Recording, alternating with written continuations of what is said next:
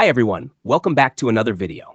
This video is on the common mistakes that can worsen hemorrhoids. So we're going to talk about what you can try to avoid in your life to reduce the irritation from hemorrhoids and also reduce the risk of future flare-ups.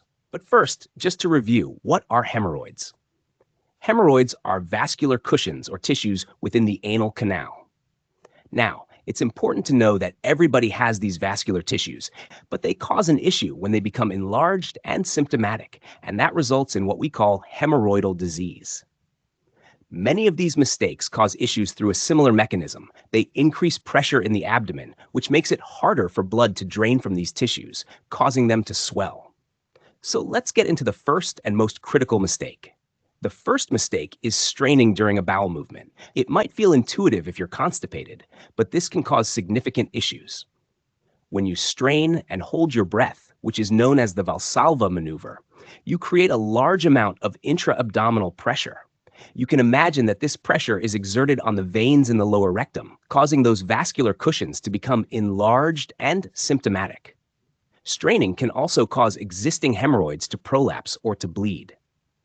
So what is the solution? It's important to never force a bowel movement. If you sit down and it doesn't happen within a couple of minutes, it's best to get up and try again later when the urge is stronger. A very helpful technique is to change your posture.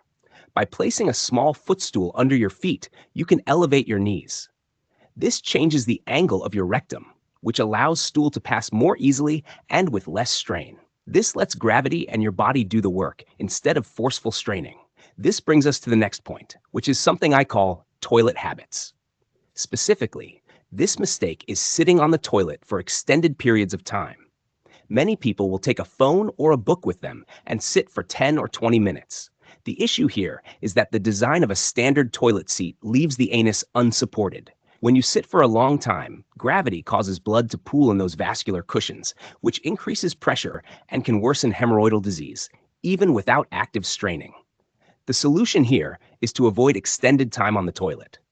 A good general rule is to limit your time to 5 to 10 minutes. If a bowel movement hasn't occurred, it is better to get up and return later. To help with this, it's a good idea to leave your phone in another room to avoid the distraction. This reduces the prolonged pressure that can make hemorrhoids worse. The third mistake is having a low-fiber intake or a low-fiber diet. The reason is because a lack of fiber often leads to chronic constipation. Diets high in processed foods, cheese, and red meat are often low in fiber. Without enough fiber, stools can become hard and dry, which directly leads to constipation and then to straining. Our number one mistake. Fiber helps by softening stool and adding bulk, which helps it move through the digestive system. The solution is to increase your fiber consumption. The American Heart Association suggests adults aim for 25 to 30 grams of fiber per day.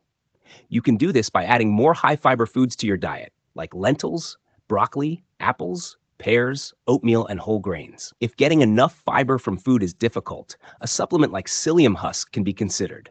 It's important to increase fiber intake gradually to prevent gas and bloating.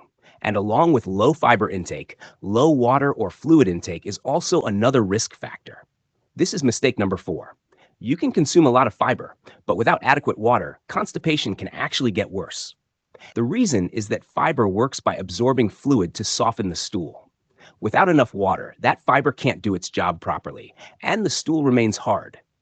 Dehydration in general causes your body to absorb more water from your colon, leading to hard stools that require straining to pass. So it's important to increase your water and fluid consumption.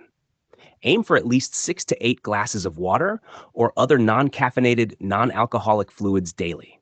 You want to make sure you're not constipated, so if you are increasing fiber, it's critical to also increase your fluid intake at the same time. When dealing with the itching and discomfort of a flare-up, it can be tempting to wipe aggressively. However, mistake number 5 is harsh wiping with dry toilet paper. The skin in that area is very delicate, and when hemorrhoids are inflamed, it's even more sensitive. Rubbing with dry paper can lead to micro tears and further irritation or bleeding, which worsens the pain and can prolong healing. The solution is to be gentle and use moisture. Instead of dry paper, you can use moist, unscented wipes.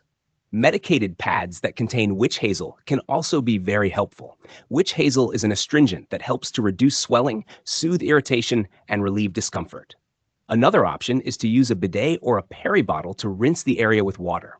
Afterwards, it is important to gently pat the area dry with a soft towel. Never rub.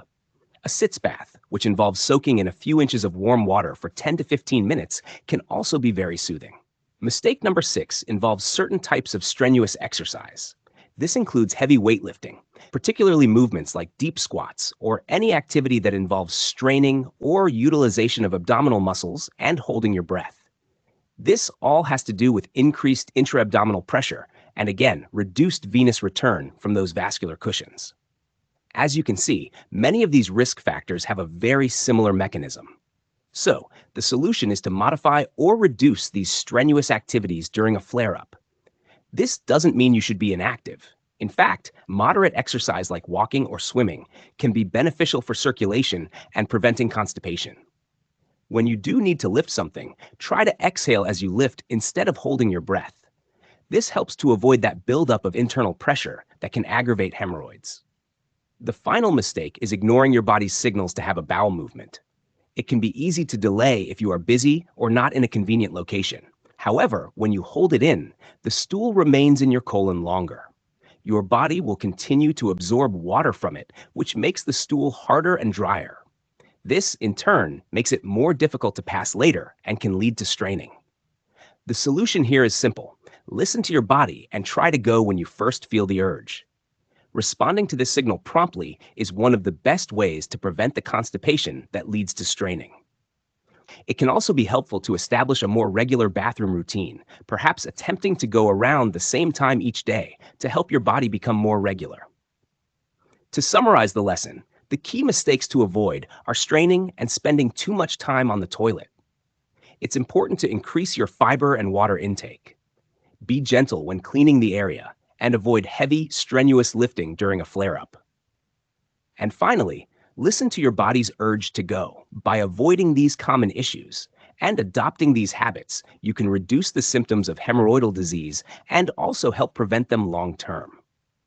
If you found this lesson helpful, please consider liking, subscribing, and clicking the notification bell to help support the channel and stay up to date on future lessons. Thanks so much for watching, and I hope to see you next time.